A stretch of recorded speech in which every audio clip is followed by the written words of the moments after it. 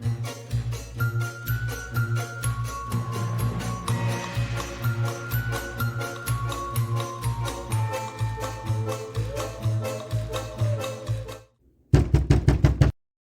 पुरानी हवेली जहाँ रातें चीखती हैं और परछाइयाँ नाचती हैं।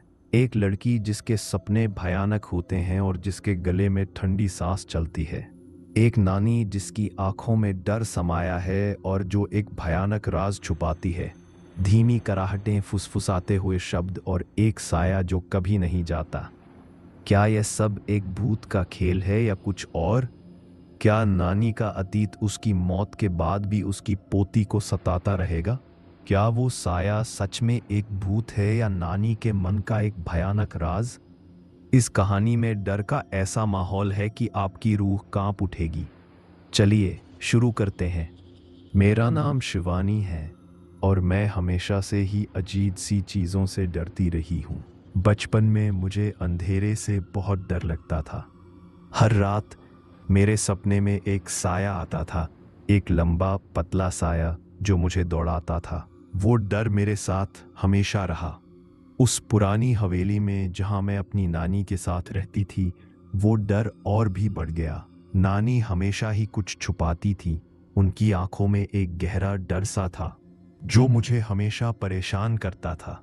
मैं जानती थी कि हवेली में कुछ है, कुछ ऐसा जो मुझे रात में नींद नहीं आने देता था, कुछ ऐसा जिसने मेरे जीवन को हमेशा के लिए बदल दिया। सुनो, रात थी, काली घटाएं छा गई थीं और हवा में एक अजीब सी ठंडक थी। उस पुरानी हवेली की खिड़कियों से, जहाँ मैं अपनी नानी के साथ रहती थी, एक भयानक सी आवाज आ रही थी। एक कराहट, बहुत धीमी, बहुत दर्द भरी। मैंने अपनी नानी का हाथ पकड़ा। उनके हाथ ठंडे पत्थर जैसे थे। हवा में धूल की गंध आ रही थी और एक पुरानी लकड़ी के जलने की। वो हवेली हमारे गांव के किनारे पर एक जंगल के पास थी। लोग कहते थे कि वहां भूत रहते हैं। नानी कभी इस बारे में कुछ नहीं कहती थी, लेकिन रात में उनकी आंखों में एक डर सा छा जाता था। एक रात मैंने देखा कि एक साया दरवाजे के पीछे से गुजर रहा है, एक लंबा पतला साया जिसने मेरे बालों को हिला दिया। उस रात हवेली में अजीब सी आवाजें आती रहीं।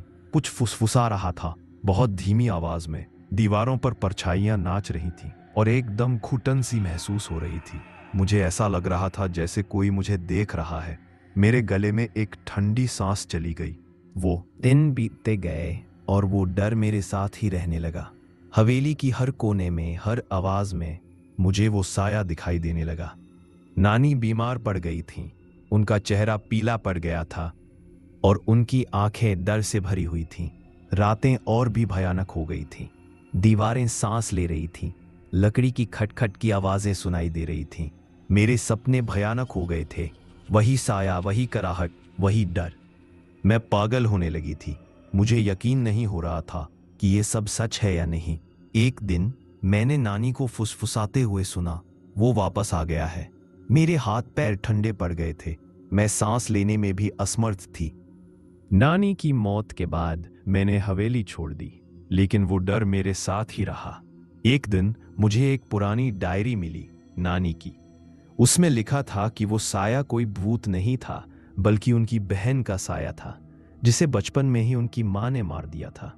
उसने अपने भाई की हत्या का बदला लेने के लिए नानी को सताया था, और वो साया असल में नानी के मन का ही भूत था, उस अपराध का जिसके लिए वो हमेशा दोषी महसूस करती थी।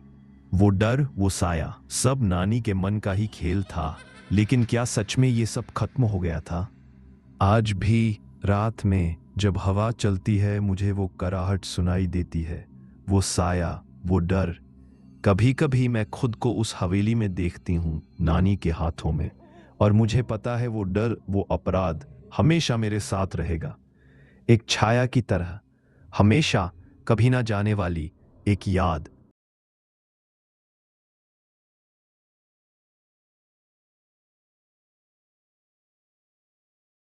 मेरी कहानी सुनी इसके लिए बहुत धन्यवाद।